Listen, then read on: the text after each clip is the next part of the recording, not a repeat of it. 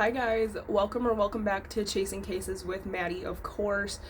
This week's episode is crazy. We are going to be covering the case of JonBenét Ramsey, so let's get into it.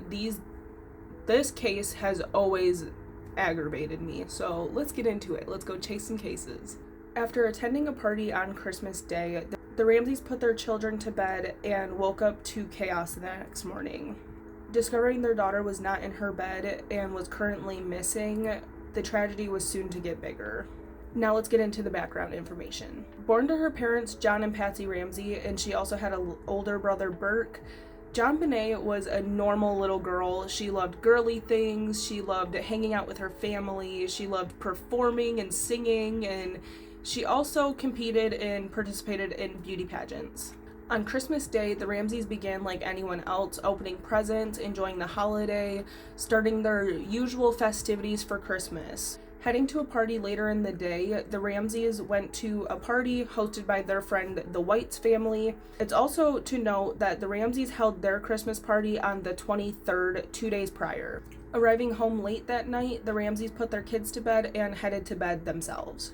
Waking up the next morning only to discover a 2-page ransom note sitting at the bottom of their stairs. In the note, it was requesting the Ramseys to pay a weird amount of money. It was $118,000, which also matched the bonus amount that John had just got from his job. After reading the letter, they realized JonBenét was not in her bed and the Ramseys began to panic. Patsy was the one that ended up calling the police after reading the letter and noticing that her daughter was gone. She was the one that completed the 911 phone call.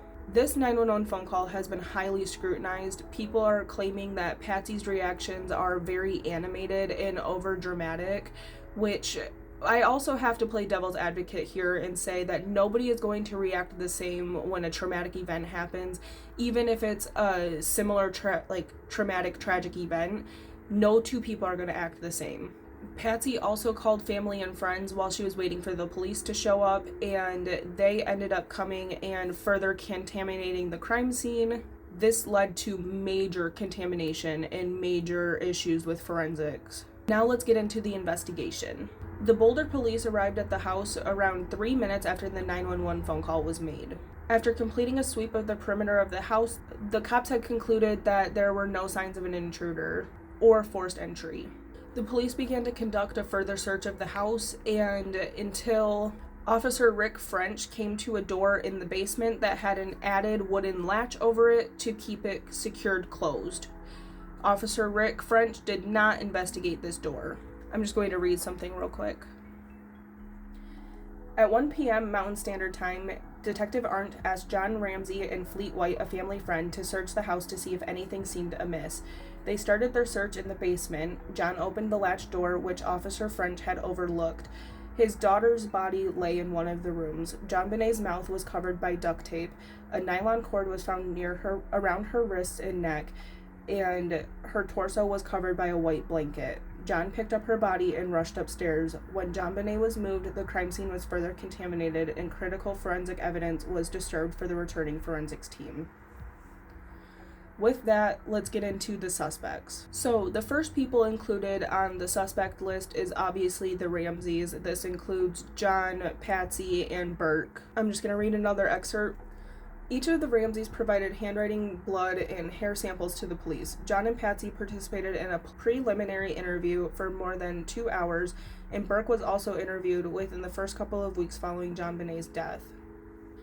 After completing their interviews, the Ramseys gained more media attention, which attracted more scrutiny. People began to suspect each member of the Ramsey family, speculating an accidental murder leading to a cover-up. Many people also speculated Burke had something to do with it, either accidental or intentional, which leads us to the intruder theory, which is the police have never narrowed down a specific person of interest. There's been a consistent list of people of interest. With the intruder theory, with the theories that come about this case, it's basically theories and speculation from the police and the media and the public.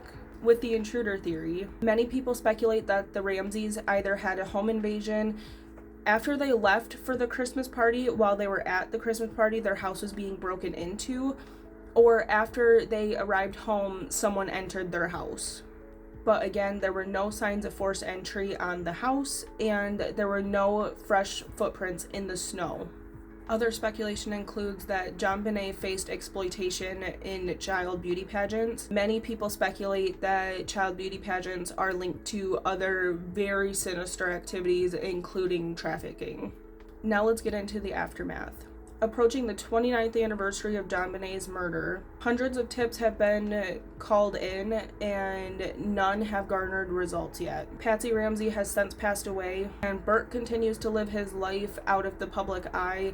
He has only appeared in a handful of interviews, and every time he is in the media, he is highly scrutinized because his reactions are considered weird. Like, people don't understand why he could be laughing and like giggling about his sister's murder while he's describing details of that morning and all of that and the last few days that he had with his little sister, and he's smiling and laughing. And when you've seen interviews of John and Patsy is completely like out of it. Like, you can tell that she is on a very strong anti-anxiety, anti-depression med.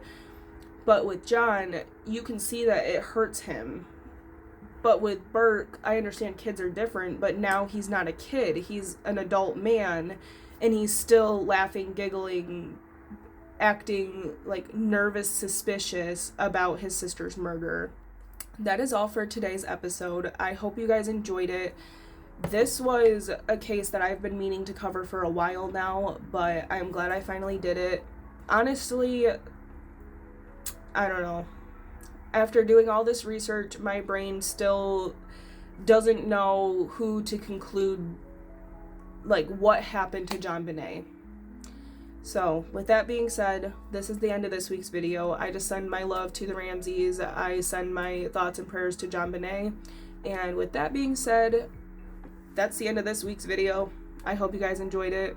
And I will see you guys next week for a normal vlog, and then in 2 weeks for Chasing Cases. So, with that being said, I love you.